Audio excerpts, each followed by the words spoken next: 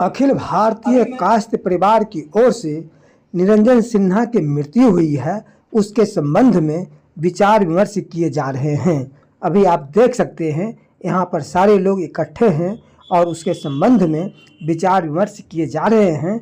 हम उसके संबंध में जानने की प्रयास करेंगे आखिर मामला क्या रहा है। चलिए हम बात करते हैं और इनसे जानते हैं आखिर निरंजन कुमार सिन्हा की क्या मामला है। खबर चक्र में आपका स्वागत है सर। यह जो है मामला चल रहा है, इन पर विचार विमर्श हो रही है, आखिर क्या मामला है? देखिए, पिछले दिनों निरंजन कुमार सिन्हा जो पोखरिया निवासी हैं स्टाम्प वेंडर थे, उनका हत्या हो गई। और जो घटनाक्रम है, जो जानकारी मिली, देखने से स्पष्ट होता है कि उनकी हत्या हुई है। और हत्या के खिलाफ हम लोग पूरे बेगूसराय जिला कायस्थ महासभा यहाँ पर एकजुट हैं और हम लोग जुटे हैं। हम लोग एसपी साहब से बात करेंगे, कानून के जो भी संबंधित अधिकारी अनुसंधान करेंगे उनसे बातचीत करेंगे और हम लोग चाहेंगे कि जो उनकी हत्या हुई, हत्यारे को जरूर निश्चित रूप से परिचित किया जाना चाहिए और उसको फांसी तक पहुंचाना चाहिए। और बाकी परिजन जो है संकट की घड़ी में पूरा बेगूसराय जिला के हम लोग उनको दुख प्रकट करते हैं और वो ईश्वर से कामना भी शोक सभा के माध्यम से हमने कामना किया है कि ईश्वर उनकी आत्मा को शांति दे और जो भी सरकारी सहायता या सामाजिक सहायता की जरूरत होगा, पूरा परिवार हम लोग उनको आर्थिक रूप से, सामाजिक रूप से जिस तरह का सहयोग उनको चाहेंगे, चाहे शिक्षा के क्षेत्र में हो, हर तरह का सहयोग देने के लिए हम लोग यहाँ पर एकजुट है। हमारे बीच राधा बाबू देखते हैं, नवीन भाई, तमाम अलग भाई, तमाम लोग यहाँ पर बैठ करके बातचीत कर रहे हैं और जो भी रास्ता निकलेगा हम लोग उनको अधिक से अधिक मदद करने का प्रयास करेंगे। मृत्यु जो हुई है, प्रशासन कुछ भी उसके बारे में खुलासा की है या नहीं? देखिए, अभी तो अनुसंधान में मामला है, पुलिस क्या करती है हम नहीं जानते हैं, पुलिस के बात गोपनीय होता है। लेकिन इसके बावजूद भी हम लोग जानते हैं कि जिस तरह का घटना का दिखाया गया, यह स्पष्ट है कि घटना कोई भी आदमी जो पता चला है कि जहर से उनकी मृत्यु है, तो कोई भी आदमी स्टाम्प वेंडर यहाँ से 10 किलोमीटर 8 किलोमीटर दूर जाके क्यों जहर खाएगा? ये सोचने की बात है। यह तो निश्चित रूप से प्री प्लान हत्या है। किसने हत्या किया उसका काम पुलिस आके उसको खोज के निकाले और उसको फांसी तक पहुंचाए। इन दिनों अपराध में हत्या का जितना मामला बढ़ गया, जितना रोड एक्सीडेंट का मामला बढ़ गया, डूबने का मामला बढ़ गया, प्रशासन को सावधान और सचेत होकर काम करने की जरूरत है और कानून को भी सचेत होकर काम करे। ये सिर्फ अनुसंधान करके मामला को रफा दफा करने से हत्या अपराध नहीं रुकेगा। अपराध के खिलाफ सख्त कार्रवाई करनी होगी, तभी समाज में बेहतर अब शांति माहौल कायम होगा और हम लोग सामाजिक रूप से कानून को मदद भी करेंगे और अपराध के खिलाफ लड़ाई भी लड़ेंगे। अभी जो मामला चल रहा है, जो विचार गोष्ठी हो रही है, विचार विमर्श किए जा रहे हैं, उसके संबंध में बताएं। ऐसे तो मैं अपनी पत्नी के ट्रीटमेंट में पटना में था, लेकिन आते ही मालूम हुआ यह बहुत ही दुखद घटना है। इस घटना पर हम लोग कॉन्डोलेंस अभी कर रहे हैं कि ये समाप्त किए और हर ढंग से इसमें सोशली, पॉलिटिकली जो भी उनको सहयोग किया जा सकता है, हत्यारे का पता लगाकर कड़ी से कड़ी सजा दिलाने का प्रयत्न किया जाएगा। आप अपना शुभ नाम बताइए सर। मेरा नाम अलग कुमार सिन्हा है जी। मैं उद्योग विभाग पटना सचिवालय से सेवानिवृत्त उप उद्योग निदेशक हूँ। अखिल भारतीय कायस्थ महासभा से जुड़ा हुआ हूँ। निरंजन कुमार सिन्हा की जो मृत्यु हुई है, उसके संबंध में क्या मामला है, क्या कहना है आपका? निरंजन कुमार सिन्हा की स्वनियोजित, बिल्कुल आयोजित प्रायोजित जहर देकर हत्या की गई है। नृशंस हत्या का मामला है। ये स्टाम्प वेंडर थे जो प्राथमिकी उनकी पत्नी के द्वारा दर्ज कराया गया है। उसको देखने से स्पष्ट होता है कि उनकी हत्या किसी सुनियोजित षड्यंत्र के तहत की गई है। हम लोग चाहते हैं, हमारा समाज, कि इस हत्याकांड का उद्भेदन हो और जो अपराधी है उसे सख्त से सख्त सजा मिले। अभी हम लोगों ने उनके लिए सद्भावना शांति के लिए मौन व्रत रखा है और उनके लिए जो भी सरकारी स्तर से संभावित सहयोग है उसके लिए हम लोग यहाँ के एसपी और डीएम से मिलकर के इस प्रस्ताव को रखेंगे। देखिए, ये तो सर्वविदित खुला हुआ बात हो गया, ये सुनियोजित हत्या है। अब किसी को जहर दे के और उनको मारने का पूर्व से ही बना हुआ प्रोग्राम है। कोई आदमी अगर आत्महत्या करता तो खुद घर में जहर खा के सो जाता, डेथ हो जाता। लेकिन वो अपने आवास से 12 किलोमीटर दूर घटना हुआ है, और हमको तो ये भी पता चला कि जब उनको जहर का असर होने लगा तो अपने कोई फुफेरे भाई को फोन करके बताया कि हमरा कोई जहर खिला दल को, हम अब मने नहीं बचेंगे, इस स्थिति में है। और उनकी स्कूटी एनएच पर था और उनका जो डेड बॉडी था वो एनएच से काफी दूर जंगल में फेंक दिया गया था। यानी जहर खिलाने के बाद उन्होंने किसी को फोन किया, हाँ, बताया भी, बताया जहर खिला दिया गया है, अब मैं नहीं बच सकता। अब तो हम प्रशासन से रिक्वेस्ट करेंगे कि उस भेदी को खोज के निकाल के और उसको सख्त से सख्त फांसी के तख्ता पर पहुंचाने का काम करें। ये हमारा निवेदन हम अपने समाज अखिल भारतीय कायस्थ महासभा की ओर से निवेदन करता हूं कि अब उसको खोज के निकाल के सख्त से सख्त कार्रवाई करके उसको फांसी के तख्ता पर चढ़ावे, ताकि समाज में जानकारी मिले कि कोई दूसरा इस तरह का तांडव करने का सोचे नहीं, विचारे नहीं। यही निवेदन मेरा है आपके माध्यम से प्रशासन को। Thank you.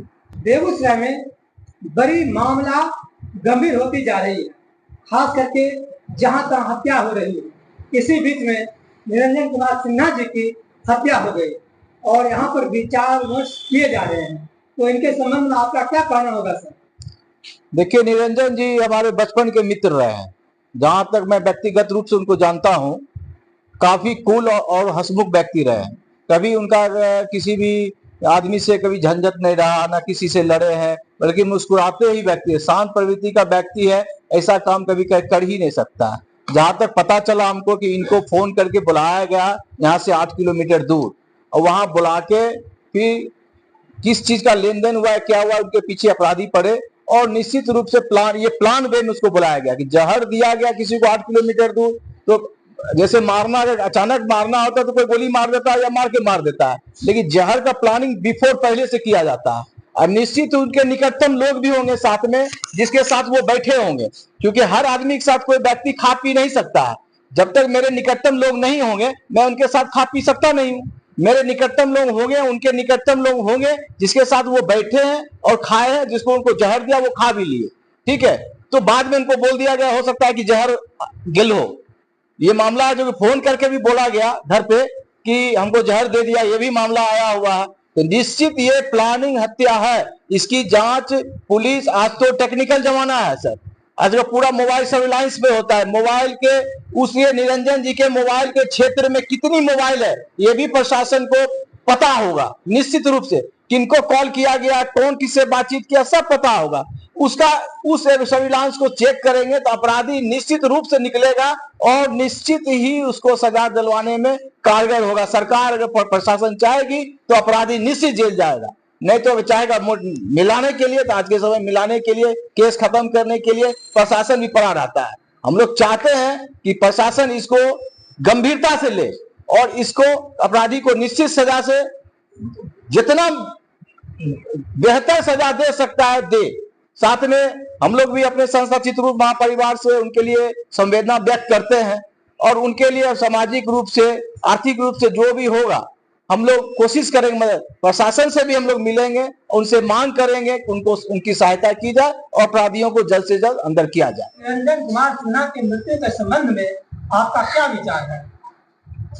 निरंजन कुमार सिन्हा मेरे समाज में बहुत अच्छे भले व्यक्ति थे, उनको किसी से दुश्मनी नहीं थी, लेकिन बहुत मुझे भी जानकारी मिली है कुछ सोची समझी साजिश के तहत उनकी मौत हुई और उनको यहाँ से वो घर से ऑफिस गए, कचहरी में दुकान खोले, किसी व्यक्ति का फोन आया, उनको बुलाया गया, जहाँ तक कि उनको जाके वहाँ जहर दिया गया और उनकी मौत हुई है और लाश भी रोड किनारे मिल रही है जंगल में जाके।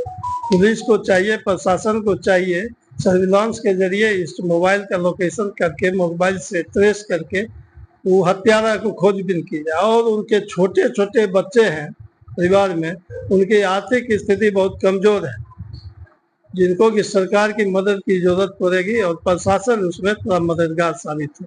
अभी मैं पोखरिया में स्थित हूँ और यहाँ कास्ट भारतीय महासभा की ओर से विचार विमर्श किए जा रहे हैं। विषय है निरंजन कुमार सिन्हा की मृत्यु, जो बड़ा ही विस्मय ढंग से किया गया है। इसके पीछे शंका बनी हुई है। इन लोगों का कहना है कि इनकी मृत्यु एक साजिश है और साजिश के तहत ही निरंजन कुमार सिन्हा की मृत्यु हुई है और प्रशासक को इस पर बढ़ चढ़कर हिस्सा लेना होगा और बहुत जल्द इसके जो भी मुजरिम है उन्हें पकड़ना होगा और कड़ी से कड़ी सजा देनी होगी। इनका कहना है कि उन्हें तो फांसी की सजा होनी चाहिए और निश्चित तौर पर यदि वो वास्तव में साजिश है और निरंजन कुमार सिन्हा की मृत्यु हुई है तो उन्हें कड़ी से कड़ी अवश्य सजा मिलनी चाहिए। मैं खबर चक्र से मिथिलेश कांति। आप निरंजन कुमार सिन्हा के कौन है सर? बड़े भाई। बड़े भाई? अपना बड़े भाई। जी, अपना बड़े भाई। हाँ। तो निरंजन कुमार सिन्हा की जो मृत्यु हुई है, हाँ। आपको किस अंदाज में है? ये हत्या का साजिश है, हत्या किया गया है साजिश रच के। यानी किस आधार पर इसको हत्या मान रहे हैं? हत्या मान रहे इसलिए कि कोई मोबाइल से बुलाया है या मौखिक बोला कि इतना 10 मिनट में आइए करके बुलाया गया, वो गया है स्कूटी से, जबकि मेरा नगेंद्र भाई बोला भैया कहाँ जा रहे हैं, रुकिए न, बोला 10 मिनट में आ रहे हैं। इसकी FIR की गई? हाँ, FIR किया गया। किस थाना में? नगर थाना बेगूसराय। तो उनका क्या कहना है? किनका? ये नगर थाना के जो है हाँ। पदाधिकारी, उनका क्या कहना है? उनको शंका है कि आत्महत्या, कोई भी आदमी आत्महत्या करेगा। दैनिक भास्कर में निकाला गया गलत कि पत्नी घर से निकाल दिया। बताइए, अगर झगड़ा होता तो घर में जहर खाता, फांसी लगाता, या मान लिया अगल बगल में जहर खाता कि 7 किलोमीटर जाके केसारे में जाके झाड़ी में जाके जहर खाएगा। पहले घर पे जाके काउंटर, उससे पहले गए वो काउंटर गए, ऑफिस में गए, ऑफिस जाके वो काउंटर खोलते हैं, वहाँ चाय पीते हैं, पेपर पढ़ते हैं, तब इसके बाद जो सारा अपना अपडेट करते हैं, इसके बाद वो जाएंगे आत्महत्या करने। ये साजिश के तरह हत्या किया गया है और इसमें कोई शंका नहीं है, कहीं शंका नहीं है। और हमने कहा बड़ा बाबू को कि हालांकि बड़ा बाबू बहुत ही अच्छे हैं, तुरंत एक्शन लिए, ये हम नहीं कहेंगे। तुरंत हमने हम कहे चलिए लोकेशन कैसा टावर लोकेशन में लगाइए ना, तो देखे लगाए तो तुरंत, और उसके बाद कहे दिखाए हमको, है देखिए यहाँ पेट्रोल, हम कहे चलिए तुरंत चलते, बैठिए गाड़ी पर, 3 आदमी चले, हम बड़ा बाबू और क्या कहते हैं बॉडीगार्ड उनका। सिर्फ भाई हम चाहेंगे प्रशासन से और SP साहब से कि मतलब अच्छा से जांच करके जो दोषी हो कड़ा सजा मिले और 2-3 बच्चे हैं छोटे छोटे, उनका मुआवजा मिले। ऐसी जितना सहायता सरकारी हो सके मिल सके। इनके कितने बच्चे हैं? 2 लड़की 1 लड़का। अच्छा, तो उनका तो परिवरिश का कोई साधन नहीं। अच्छा, तो उनका मुआवजा तो अवश्य मिलना चाहिए। हाँ जी।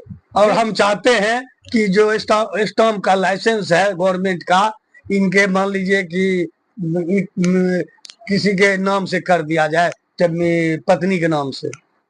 जी, यानी निरंजन कुमार सिन्हा की जो स्टाम्प वेंडर की लाइसेंस है, उनके घर की उनकी आश्रित के लिए नाम कर दिया, ताकि इनकी रोजी रोटी की एक साधन बने। जी। और देखा जा सकता है, आप यही ना है लड़की छोटकी, ये देखिए छोटी लड़की है। किस क्लास में आप पढ़ती हैं? बीकॉम फर्स्ट ईयर में है, कंप्लीट हो गया है। और ये भी देखिए, ये बच्ची हैं और इन दोनों को देखा जा सकता है, इन्हें जो है कोई भी ऐसी साधन नहीं है जिससे इनकी आगे की परवरिश हो सके। तो प्रशासक इनकी ओर सख्त ध्यान देंगे और इस केस को क्विकली अलर्ट होकर समाधान करेंगे। और जो मुख्य रूप से इन्हें चाहिए, जो न्याय होता है उस पर बेहतर कार्य करके इन्हें निश्चित तौर पर आगे बढ़ने का काम करेंगे, ताकि इनकी परवरिश हो सके और ये ठीक से आगे बढ़ सके। और मैं इनके बड़े भाई साहब से भी कहना चाहूंगा कि आगे जो है इसका मिशन मुख्य रूप से क्या होना चाहिए प्रशासक की ओर से, और इससे जो जुड़े हुए जो भी आपदा विभाग को हो या जो भी पदाधिकारी हो, उनका क्या दायित्व होना चाहिए? उनका दायित्व यही होना चाहिए कि छोटे छोटे बच्चे पढ़ रहे हैं, उनका क्या कहते हैं सहायता मदद जितना हो सके कर सके वो करें। और हमको सबसे बड़ी गुस्सा है कि भास्कर दैनिक में लिख दिया कि पत्नी झगड़ा करके निकाल दिया। ये कौन बताया? चितरंजन प्रसाद बताया कि उनकी पत्नी बताई निरंजन प्रसाद का कि उनकी बेटी बताई? कौन बताया? जो छाप दिए, तीर का तार कर दिए। दैनिक भास्कर ने पेपर में निकाला है कि निरंजन कुमार सिन्हा जी को घर से निकाल दिया, पत्नी से झगड़ा हुआ निकाल दिया। पेपर है हमारे पास, लेकिन हम उनका साक्ष्य उनके बड़े भाई साहब से ले रहे हैं। क्या निरंजन कुमार सिन्हा जी को उनकी पत्नी वास्तव में घर से निकाल दी? हाँ, नहीं, ये सब कोई बात नहीं है। सब ये कोई अपना मन से तीर के तार बना दिया है। झगड़ा होता, अगर झगड़ा होता तो घर में फांसी लगा लेता, जहर खा लेता। अगल बगल में जाके जहर खा ले, 7 किलोमीटर जाके जाएगा, झाड़ी में जाएगा जहर खाने के लिए? ये कौन सा बात है? अभी मैं निरंजन कुमार सिन्हा के आवास पर हूँ और उनके बड़े भाई साहब से बातचीत कर रहा हूँ। उनका कहना है कि निरंजन कुमार सिन्हा को घर से किसी ने नहीं निकाली, ना ही उनकी पत्नी निकाली है, बल्कि अगर दैनिक भास्कर में किसी में अगर इस तरह की बातें आई है तो यह बिल्कुल गलत है। क्या वास्तव में यह गलत है सर? एकदम गलत है। जो सही वाला, अगर मान लीजिए कुछ होता है तो कोई बेटी जाती है पढ़ने के लिए, बेटा गया पढ़ने के लिए, पत्नी कहीं बाजार गए, तो लोग ऐसा होता है कि फांसी लगा लेता है, जहर खा लेता है, करता है कि नहीं होता है? ऐसा होता है कि नहीं कि कोई घर में नहीं फांसी लगा जाएगा, 7 किलोमीटर दूर जाके झाड़ी में जाके जहर खाएगा? आपके पति निरंजन कुमार सिन्हा की मृत्यु हो गई, क्या इससे पहले आपको किसी तरह का लड़ाई झगड़ा भी थी आपके पति से? नहीं थी। तो क्या आपने कभी उसको निकालने की बात भी कही थी? नहीं कही थी। लेकिन भास्कर अखबार में यह प्रकाशित किया है आपने अपने पति को बाहर निकाल दिया था। यह गलत है या सही है? गलत है। यह बिल्कुल गलत है। बिल्कुल गलत। यानी ऐसा बिल्कुल नहीं है? नहीं। देखिए, अभी मैं निरंजन कुमार सिन्हा की पत्नी से सीधे बात कर रहा हूँ और उनका कहना है यह जो है कभी भी अपने पति को बाहर निकालने की बात नहीं कही है। अगर किसी ने पत्र पत्रिकाएं ऐसी छापती है या कोई भी इलेक्ट्रॉनिक मीडिया इस तरह की बात देती है तो यह सरासर कानूनी रूप से गलत है। आपका शुभ नाम क्या है? मेरा नाम रवि कुमार है। आपका जो है निरंजन कुमार सिन्हा से क्या संबंध है? निरंजन कुमार सिन्हा मेरे जीजा जी थे। आपके जीजा जी हैं? जी। तो उनकी मृत्यु हो गई है, तो इसके संबंध में आप क्या कहना चाह रहे हैं? मेरा यही कंसर्न है इसमें कि इसको बिल्कुल प्लान वे में उनको पूरा ट्रैप करके उनका मर्डर किया गया है। और वो जब घर से निकले थे तो 3.25 लाख रुपया उनके पास कैश था, जिसमें 1 लाख रुपया की चोरी हो चुकी है, जो उनके पास से प्राप्त नहीं हुआ है। जो पूरे कचहरी में 10 लोग के सामने उनका जो बॉक्स था वो खोला गया था, जिसमें वो मिसिंग पाया गया है। तो मुझे पूरा संदेह है कि वो पैसे के लेन देन के कारण ही उनकी हत्या की गई है। और भी कुछ लोग घर पे आ रहे हैं और अनवांटेड प्रेशर बना रहे हैं पैसे के लिए। तो हमें ये भी डर है कि कहीं न कहीं जो भी उनके आसपास के लोग हैं उन्हीं का हाथ है इनमें, और हमारे जो बहन और जो भगना भगनी है उनको भी जान का खतरा है, क्योंकि घर पे आके धमकी दे रहे हैं और वो बता रहे हैं कि नहीं पैसे देगा तो मैं देख लेता हूँ, ये कर दूंगा वो कर दूंगा। तो मुझे प्रशासन से ये भी है कि मेरे परिवार को, मेरी बहन को, मेरे भगना बहनी को सुरक्षा दिया जाए और जो भी इसके पीछे है उसको कड़ी से कड़ी सजा दिया जाए। यानी निरंजन कुमार सिन्हा की साला जी का कहना है कि इनके घर में खतरा है, इनके भगनी को भी खतरा है और बहुत तरह की खतरा है। तो प्रशासक का ध्यान इसकी ओर भी मैं आकर्षित करना चाहूंगा कि इनकी सुरक्षा का भी मुहैया कराया जाए और ये सुरक्षित रह सके।